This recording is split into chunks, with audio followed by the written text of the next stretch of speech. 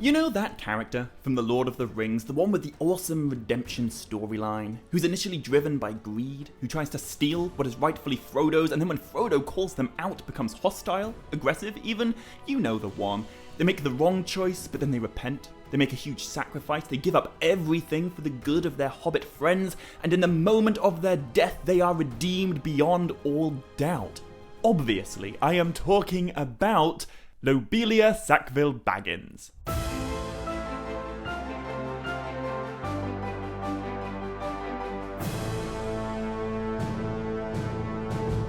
Maya, Govan and Melanin, and welcome to a Tolkien Untangled Hobbit Day special. The very first thing I need to say is Happy Hobbit Day, everybody! This video was uploaded on September the 22nd, and September the 22nd is Hobbit Day.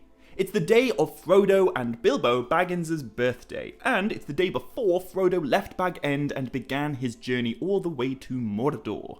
So, in celebration, here's a video about a character that I would consider one of the most underrated hobbits in the entire Lord of the Rings, and one of the characters with the loveliest redemption arcs. Obviously, I know, Boromir is the main one. I'm not trying to step on his toes in any way. He is an amazing character with a much more memorable redemption scene before his death. But right now, I am going to focus on Lobelia, because her moment of moral triumph is such a blink and you miss it thing, but it's so lovely. Anyway, right at the beginning of the story, Lobelia Sackville-Baggins is far from a likeable character. She was born Lobelia Bracegirdle of Hardbottle, but she entered the branch of the Baggins family by marrying a distant cousin of Bilbo's called Otho Sackville-Baggins. And the Sackville part of that name, Sackville-Baggins, is a pretty funny in-joke that Tolkien put into his legendarium at the expense of the French, sort of. I've said many times before on this channel how Tolkien considered the Norman conquest and the subsequent destruction of Anglo-Saxon England, which began in 1066, to be one of the worst things that ever happened to his country. And because Tolkien is the king of all language nerds, he very intentionally favoured words of Germanic Anglo-Saxon origin over Old French words that entered the English language through the Norman conquest. Almost no one in the legendarium has a French-sounding name, except for the Sackvilles. Now, before I go on, Sackville is a real-world surname, and if it happens to be your surname, please do not take offense to this. It's very cool that you have a legendarium name, but it's also kind of amusing that Tolkien had this idea of French names as being a bit more fancy, but also pretentious, whereas, Germanic Anglo-Saxon names he thought were more down-to-earth. And this word nerdery actually goes even deeper, as we know that in real life, Tolkien's aunt, his mother's sister, she lived on a farm in Worcestershire at the end of a cul-de-sac. And cul-de-sac is obviously a French term. What does it mean in English? Well, literally, bottom of the bag, but according to the locals of Worcestershire, where Tolkien's aunt lived, the cul-de-sac was known as Bag End. Lobelia Sackville-Baggins is a fancy hobbit with a French name and a vested interest in becoming the owner of Bag End. This is another great example of J.R.R. Professor of Language Tolkien making a joke that is really only funny if you are as deep into language as he was. Anyway, that's not the point. The point is that at the beginning of the story, Lobelia is not the friendliest hobbit in the Shire. In fact, she's pretty much an antagonist in the early Fellowship of the Ring. When we first meet Lobelia, she is known for her greed and her bad temper and her envy of Bag End. Also, she straight up stole a load of Bilbo's silver spoons, which by hobbit standards I imagine would probably make her like some kind of hardened criminal. Throughout the first chapter of the first book, she's basically the villain. Not in like a Dark Lord kind of way, but during Bilbo's 11th birthday party, she is really mean-spirited. She complains about everything, and she seems to be disliked by pretty much everyone. After Bilbo's disappearance and his departure towards the end of that first chapter, Lobelia lingers in Bag End, desperate to take more than she's due from Bilbo's inheritance. In fact, she even tries to steal several valuable artifacts that belong to Frodo inside her umbrella. And when Frodo catches her and he relieves her of her ill-gotten gains, she says some pretty nasty things about Frodo's Brandybuck heritage. Also, 2 chapters later, she says some pretty nasty things about the Gamgee family too. But then the story leaves the Shire, and we don't return to it until the very end of Return of the King. And by the time that we do see the Shire again, and specifically Lobelia, everything is different.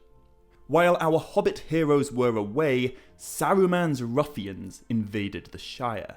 And over the span of months, they did many terrible things to the homeland of the Hobbits. However, as I'm sure all of you know, just over a year and a month after leaving Bag End, Frodo, Sam, Pippin, and Merry return to their home and they scour it of the ruffians' influence. But during this dark period in the Shire's history, there were a few hobbits who actually collaborated with the enemy and kind of betrayed their own people. One of these collaborators was Lotho Sackville-Baggins, son of Otho and Lobelia. Now, Lotho is a truly despicable hobbit. He used the ruffians to seize power from the Shire's rightful mayor, and he had him imprisoned in the storage tunnels known as the Lockholes, which during the days of the ruffians were converted into a hobbit prison. After this, Lotho began calling himself the Chief, although the other hobbits simply called him Pimple, and through dirty dealings he made a lot of money carting off the Shire's produce to Isengard. But, to be fair, things did not work out well for Lotho in the long run. When Saruman arrived in the Shire, which, fun fact, we're told in the appendices happened on September 22nd, Hobbit Day, Saruman supplanted Lotho as chief, and we are told that Saruman ordered Grima Wormtongue to murder Lotho in his sleep. In fact, it's potentially even worse than that, because Saruman implies that Wormtongue may have even cannibalized Lotho after killing him. Worm killed your chief, poor little fellow, didn't you, Worm? Stabbed him in his sleep, I believe. Buried him, I hope. The worm has been very hungry lately, is what Saruman says, although to be fair to Grima, there's no proof that this is the case, and it's probably more likely that Saruman's just being an absolute dick, as per usual. Anyway, despite all of these shady goings-on in the Shire, Lobelia Sackville-Baggins was never complicit in her son's treachery. In fact, Lobelia set herself in open opposition to the ruffians who came and spoiled her home. We are told that eventually she herself was imprisoned in those lockholes, but the reason for her incarceration is totally awesome. We are given very few details, but what we are told is that when Lotho's men came to argue with Lobelia, she took up her umbrella, the tool with which she attempted to burgle Bag End back in the beginning, and with this weapon she beat up one of the ruffians.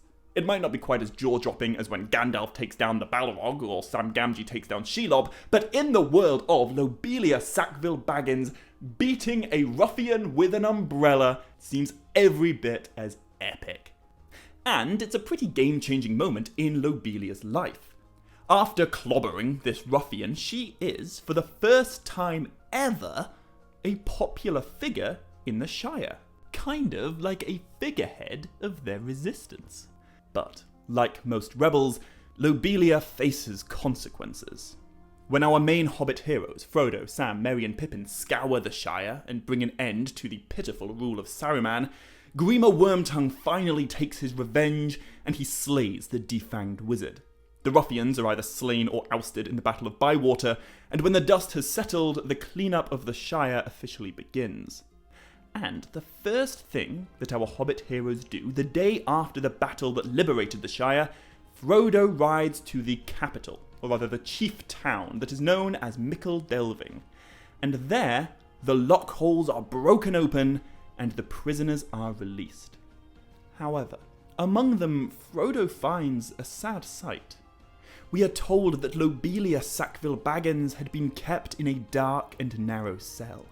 And when Frodo sets her free, she looked very old and thin. But Lobelia is not carried from her cell. Instead, she hobbles out on her own 2 feet, leaning on Frodo's arm, but still clutching her umbrella. When she steps out into the sunshine, Lobelia is greeted by a crowd of grateful hobbits, and we are told that she had such a welcome, and there was such clapping and cheering when she appeared, she was quite touched, and drove away in tears. She had never in her life been popular before. However, just like Boromir, for example, the redemption of Lobelia Sackville-Baggins comes with the tragic sting in its tail. Despite his many sins, Lobelia is understandably crushed to learn about the murder of her son, Lotho. And although she is now the rightful owner of Bag End, Frodo sold it to her before leaving the Shire, she now has the very thing she always wanted, she does not keep it. Lobelia gives Bag End freely back to Frodo, and she leaves Hobbiton forever, returning to her family home in Hardbottle for only a few months before she dies. But in her last will, Lobelia leaves all of her wealth and all of Lotho's wealth to Frodo, so that he may use it to help those hobbits who were made homeless by the Troubles. We are told that when Frodo learned of Lobelia's death, he was surprised and much moved, and so that feud was ended. At the end of the year in which all of this is happening, during the winter festival, the hobbits had an especially cheerful Yule. It seems that because the ruffians had brought such hardship, and because the Shire had suffered under their rule, the celebration that came afterwards was all the more joyful. And in no small part, due to the generosity of Lobelia, things are made right again. They're made even better than they used to be. I imagine at this Yuletime festival, many cups would have been raised to Lobelia, and many young hobbits would have been told the story of the Sackville-Baggins who earned redemption before the very end. The formerly greedy, snobby, covetous thief who died a hero. So, once again, happy Hobbit Day, everybody. New videos will be coming very soon, and if you're only just finding this channel, welcome. It is great to have you here. Anyway, to make sure that you don't miss anything in the future, hit subscribe if you haven't already, and click like and share this video with your friends if you want to. However, until next time, as always, my dear friends, much love. Stay groovy, and navaer mellyn.